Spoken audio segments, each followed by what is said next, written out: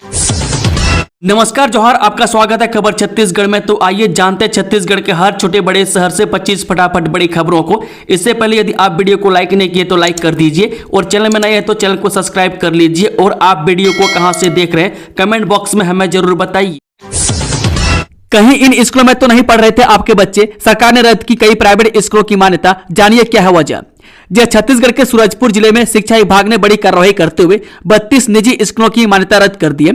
ये सभी स्कूल शैक्षणिक सत्र 2025-26 में संचालनरत नहीं पाएंगे, जिसके बाद जांच रिपोर्ट के आधार पर स्कूलों का रजिस्ट्रेशन निरस्त कर दिया गया।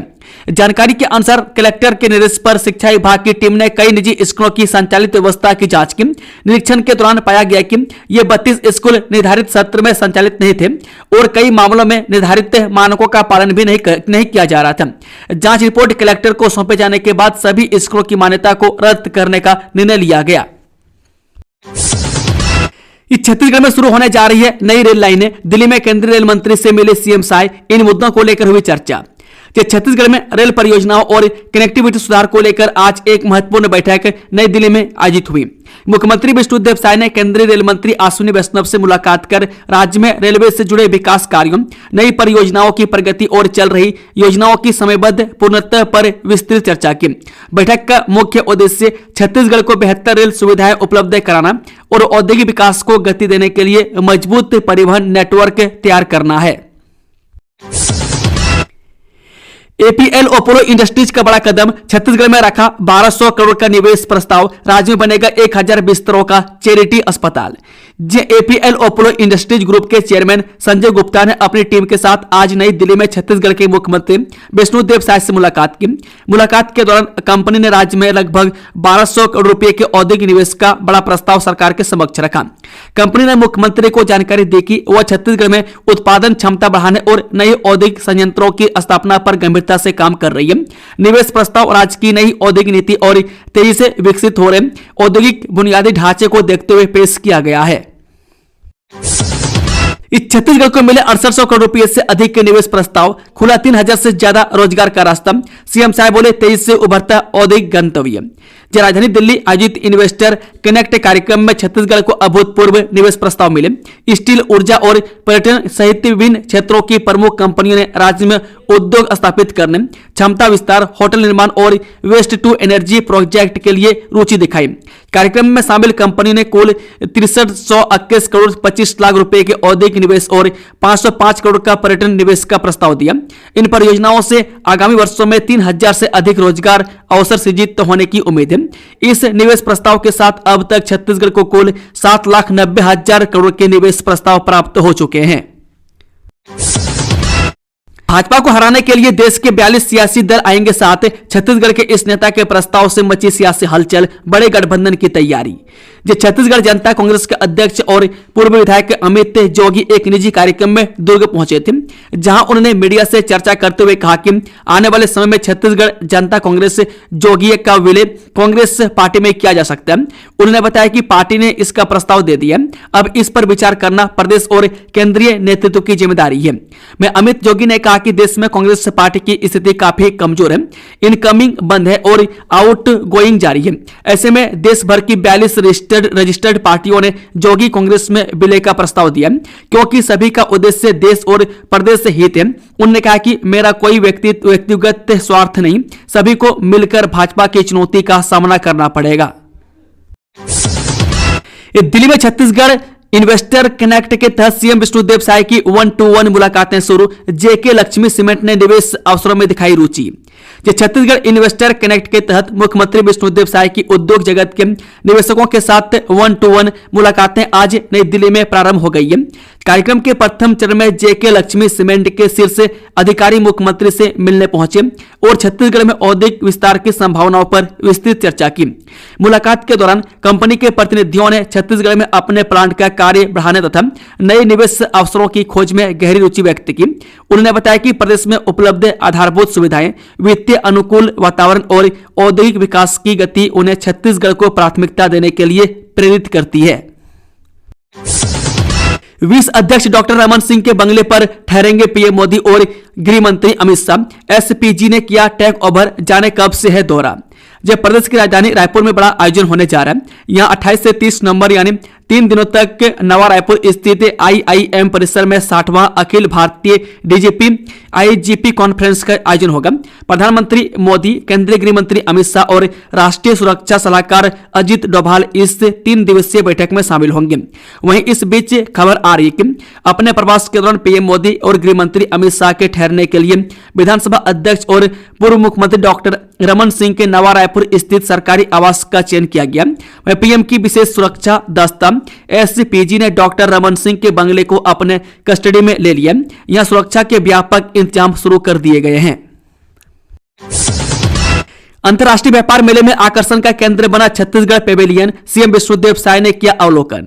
जय भारत मंडपम नई दिल्ली में आयोजित अंतर्राष्ट्रीय व्यापार मेले में आज छत्तीसगढ़ पेवेलियन आकर्षण का केंद्र बना रहा। मुख्यमंत्री विष्णुदेव साय ने छत्तीसगढ़ के पेवेलियन का भ्रमण कर विभिन्न स्टॉलों का अवलोकन किया। उन्होंने पेवेलियन में प्रदर्शित उत्पादों और नवाचारों की प्रशंसा करते हुए कहा कि छत्तीसगढ़ वैश्विक व्यापार मंचों पर लगातार अपनी मजबूत उपस्थिति दर्ज करा रहा है। मुख्यमंत्री साय ने कहा कि छत्तीसगढ़ की पारंपरिक कला, हस्तशिल्प, वनो उपज आधारित उत्पाद और पारंपरिक कला वैश्विक बाजार में अपनी विशेष पहचान बना रहे हैं।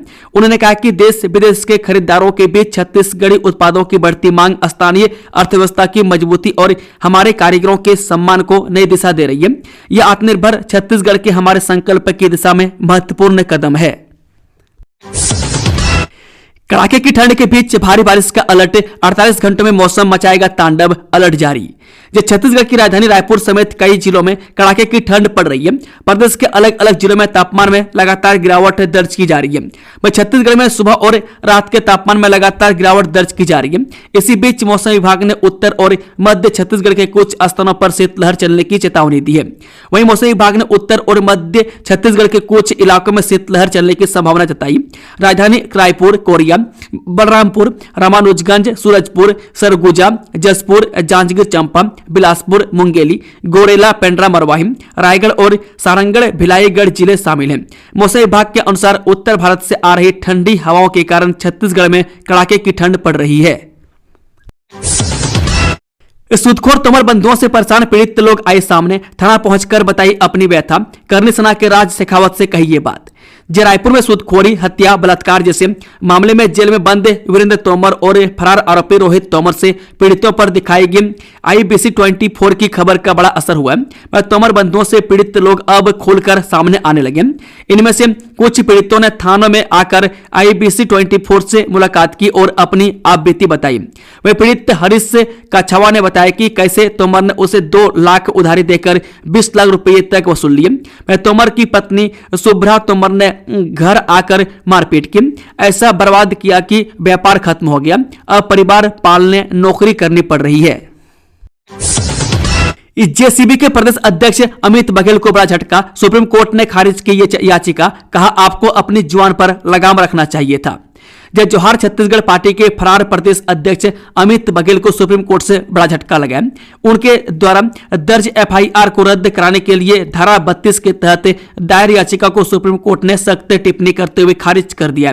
कोर्ट ने सुनवाई के दौरान फटकार लगाते हुए कहा कि आपको अपनी जुबान पर लगाम रखना चाहिए था, कोई राहत नहीं दी जा सकती।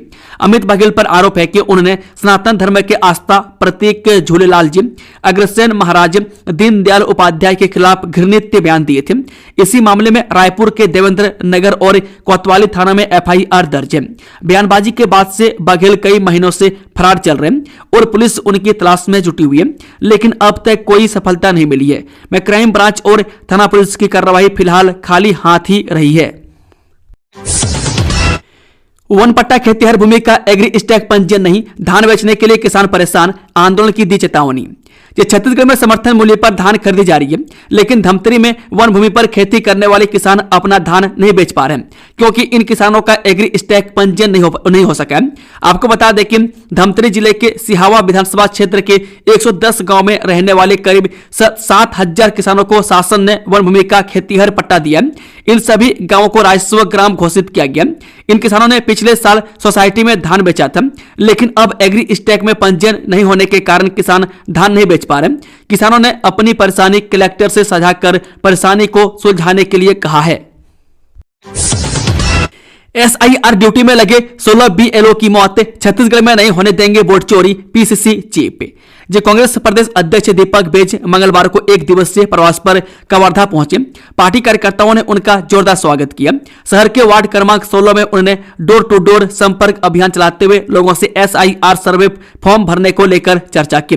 बैज ने लोगों से कहा कि फॉर्म भरने में किसी भी प्रकार की दिक्कत आने पर कांग्रेस द्वारा नियुक्त बीएलए सहायता के लिए उपलब्ध रहेंगे। बैज ने आरोप लगाया कि चुनाव आयोग बीजेपी का सपोर्ट कर सही मतदाताओं का नाम काट कर फर्जी मतदाताओं को जोड़ रही है। मैं चुनाव आयोग भाजपा को फायदा पहुंचाने के लिए वोट चोरी का काम कर रही है। मैं कई राज्यों में फर्जी मतदाता जोड़े गए हैं। इस सत्य में ही धर्म स्थापित है। प्रधानमंत्री ने अयोध्या से ध्वजारोहण उत्सव में कही ये बड़ी बातें। जो अयोध्या के राम मंदिर में ध्वजारोहण संपन्न हो गया। प्रधानमंत्री मोदी ने धर्म ध्वजा फहराई। इस दौरान उनके साथ राष्ट्रीय स्वयंसेवक संघ के संचालक मोहन भागवत और उत्तर प्रदेश के मुख्यमंत्री योगी आदित्यनाथ मौजूद रहे। ध्वजारोहण के बाद पीएम मोदी ने राम भक्तों को संबोधित किया। पीएम मोदी ने कहा कि मैं संपूर्ण विश्व के करोड़ों राम भक्तों को इस अविस्मरणीय क्षण की इस अद्वितीय अवसर की शुभकामनाएं देता हूं। मैं आज उन सभी भक्तों को भी प्रणाम करता हूं। हर उस दानवीर को भी आभार व्यक्त करता हूं जिन्होंने राम मंदिर निर्माण के लिए अपना सहयोग दिया। मैं राम मंदिर निर्माण से जुड़े हर श्रमवीर, हर कारीगर, हर योजनाकार, हर वास्तुकार का अभिनंदन करता हूं। इस शास्त्री चौक से जय स्तंभ चौक की ओर जा रहे हैं तो सावधान, 27 नवंबर से वन वे हो जाएगा ये रूट। जी राजधानी रायपुर में स्काई वॉक का निर्माण कार्य प्रगति पर है। वह सोमवार को जिला प्रशासन ने जारी आदेश में अगले 1 महीने के लिए शास्त्री चौक से जय स्तंभ चौक मार्ग को वन वे घोषित कर दिया। में ताजा आदेश के मुताबिक 27 अक्टूबर से शास्त्री चौक से मैकाहारा चौक तक और शास्त्री चौक से जय स्तंभ चौक रूट वन वे हो जाएगा। मकान बिक्री के नाम पर 40 लाख की ठगी, सरकंडा पुलिस ने 2 आरोपियों को दबोचा। जी हां, बिलासपुर के सरकंडा थाना क्षेत्र में मकान बेचने के नाम पर 40 लाख रुपए की ठगी के मामले में पुलिस ने त्वरित कार्रवाई करते हुए 2 लोगों को गिरफ्तार कर कोर्ट में पेश किया, जहां कोर्ट ने आरोपियों को न्यायिक रिमांड पर भेज दिया। पीड़ित अजीत शुक्ला ने अपनी शिकायत में बताया था कि परिचित दिनेश प्रताप सिंह ने अप्रैल 2024 में उन्हें भास्कर प्रसाद त्रिपाठी से मिलवाया। दोनों आरोपी भास्कर प्रसाद त्रिपाठी और दिनेश प्रताप सिंह ठाकुर ने मौका स्थित मकान का सौदा किया और 50 रुपए के स्टाम्प पर इकरारनामा तैयार कराया, जिसमें 3 माह के भीतर रजिस्ट्री कराने का वादा किया गया था। प्रशासन का बना जल्लाद, पट्टे की जमीन पर बने मकानों पर बिना नोटिस चला बुलडोजर, ठंड में बेघर हुए परिवार के बिलख रहे बच्चे। जो छत्तीसगढ़ के स्वास्थ्य मंत्री श्याम बिहारी जायसवाल के विधानसभा क्षेत्र से एक गंभीर मामला सामने आया। महेंद्रगढ़ के रतनपुर बिलासपुर स्टेट फॉरेस्ट क्षेत्र में वन भूमि पर अतिक्रमण के आरोप में खड़गवां वन विभाग ने बड़ी कार्रवाई करते हुए 4 पक्के मकानों को ध्वस्त कर दिया। कार्रवाई के बाद अब छोटे बच्चों और महिलाओं को ठंड में खुले आसमान के नीचे रहने की मजबूर होना पड़ रहा है। यह सब ऐसे वक्त में किया गया जबकि पीड़ित परिवारों में से कई का दावा है कि शासन की ओर से ये जमीन उन्हें पट्टे में दिया गया था, जिसके दस्तावेज उनके पास मौजूद थे। वहीं फॉरेस्ट विभाग का कहना है कि लंबे समय से स्टेट फॉरेस्ट क्षेत्र में कुछ लोगों की ओर से पक्का निर्माण कर वन भूमि पर कब्जा किए जाने की शिकायतें सामने आ रही थी।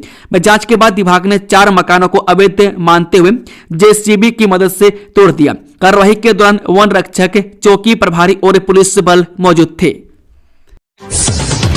छत्तीसगढ़ में अब धर्मांतरण नहीं होगा आसान, सरकार ला रही कड़ा कानून, चंगाई सभाओं पर प्रतिबंध, जानिए नए ड्राफ्ट में क्या। छत्तीसगढ़ में लंबे समय से जारी धर्मांतरण बहस नए कानून के रूप में निर्णायक मोड़ ले रही है। राज्य सरकार की उच्च स्तरीय समिति ने नए धर्मांतरण विधेयक का ड्राफ्ट तैयार कर लिया। इसे आगामी शीतकालीन सत्र में सदन में पेश किया जाएगा। सरकार का दावा है कि कानून में ऐसे प्रावधान जोड़े गए जिससे प्रलोभन, दबाव या धोखे से होने वाला धर्म परिवर्तन रोका जा सके। रायपुर में मंत्री विजय शर्मा ने पुष्टि की कि ड्राफ्ट को अंतिम रूप दिया जा चुका है और सदन की प्रक्रिया पूरी होते ही कानून लागू होगा। हिड़मा के हमदर्दों का इंडिया गेट पर उत्पाद, पुलिस ने 22 को किया गिरफ्तार। ये छत्तीसगढ़ के खूंखार नक्सली मारवी हिड़मा पिछले दिनों सुरक्षा बलों के साथ मुठभेड़ में मारा गया। इसके साथ ही ये उम्मीद जताई जा रही थी कि इससे नक्सलियों की कमर टूट जाएगी, लेकिन सोमवार को देश की राजधानी दिल्ली के इंडिया गेट पर जो नजारा देखने को मिला उसने सरकार की चिंता बढ़ा दी है। T20 वर्ल्ड कप 2026 में कब भिड़ेंगे भारत और पाकिस्तान, डेट नोट कर लीजिए। जी हां, आईसीसी T20 वर्ल्ड कप 2026 के लिए शेड्यूल की घोषणा हो चुकी है। 7 फरवरी को वर्ल्ड कप शुरू होगा, जबकि उसका फाइनल मुकाबला 8 मार्च को खेला जाएगा। में 8 वेन्यू पर T20 वर्ल्ड कप खेला जाएगा। भारत के 5 तो श्रीलंका के 3 मैदानों पर वर्ल्ड कप के मैच खेले जाएंगे। में आईसीसी T20 वर्ल्ड कप 2026 के लिए एक बार फिर भारत और पाकिस्तान को एक ही ग्रुप में रखा गया। भारत और पाकिस्तान के ग्रुप में नामीबिया, अमेरिका और नीदरलैंड्स भी हैं। अब सवाल उठता है कि भारत और पाकिस्तान का मुकाबला कब होगा, आइए जानते हैं। बता दें कि भारत और पाकिस्तान का मुकाबला 15 फरवरी को कोलंबो के आर प्रेमदासा स्टेडियम में खेला जाएगा। बता दें कि दोनों टीमों की भिड़ंतें 2024 के T20 वर्ल्ड कप में भी हुई थी, जिसमें भारत ने पाकिस्तान को 6 रन से हराया था। इस छत्तीसगढ़ में पड़ेगी खून जमा देने वाली ठंड, शीतलहर को लेकर गाइडलाइन जारी। जब प्रदेश में बढ़ते ठंड और शीतलहर को देखते हुए आम जन की सुरक्षा के लिए स्वास्थ्य विभाग द्वारा जरूरी एहतियाती दिशा निर्देश जारी किए गए। स्वास्थ्य विभाग के अधिकारियों ने बताया कि शीतलहर के दौरान लोग अनावश्यक घर से बाहर न निकलें और यात्रा से यथासंभव बचें। ठंड से बचाव के लिए गर्म कपड़ों का उपयोग करें और शरीर को गर्म रखने के लिए गर्म तरल पदार्थों का सेवन लगातार करते रहें।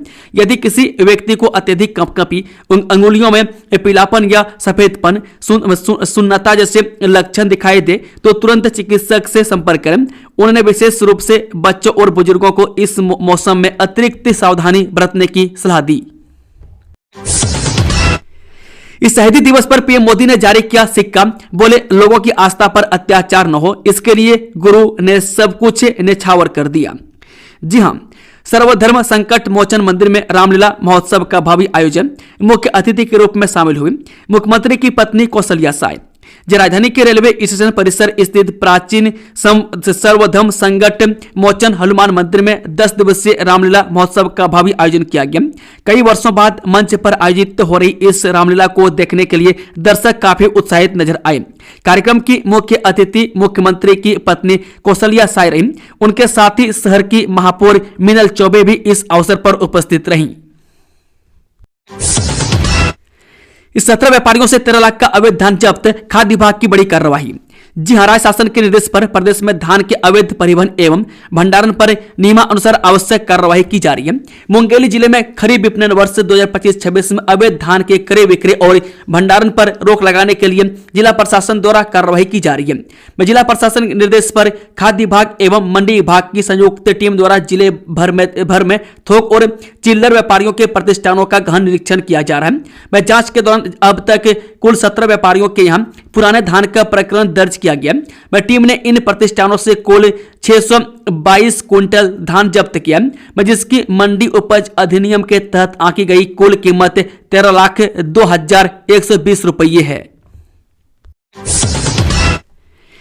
वीर सुरेंद्र साय महाविद्यालय में भगवान बिरसा मुंडा की 150वीं जयंती पर जनजातीय गौरव दिवस कार्यक्रम संपन्न।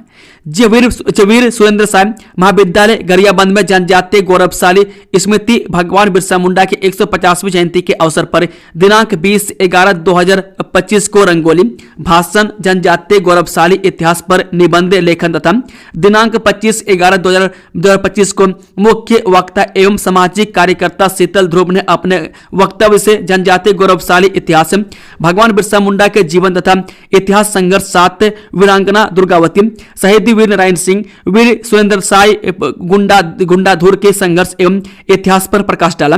मैं साथ ही जनजातीय समाज के संस्कृति, रीति रिवाज, औषधि एवं वैज्ञानिक प्रभाव को विस्तार से जानकारी प्रदान किए। दोस्तों, खबरों का सिलसिला समाप्त होता है। अगर जानकारी पसंद आए तो वीडियो को लाइक, शेयर, चैनल को सब्सक्राइब जरूर से जरूर कर लें और कमेंट बॉक्स में कमेंट करके बताएं कि आप न्यूज को छत्तीसगढ़ के किस कोने में बैठकर देख रहे हैं। Thank you, all the best. जय हिंद, जोहार छत्तीसगढ़ वासियों।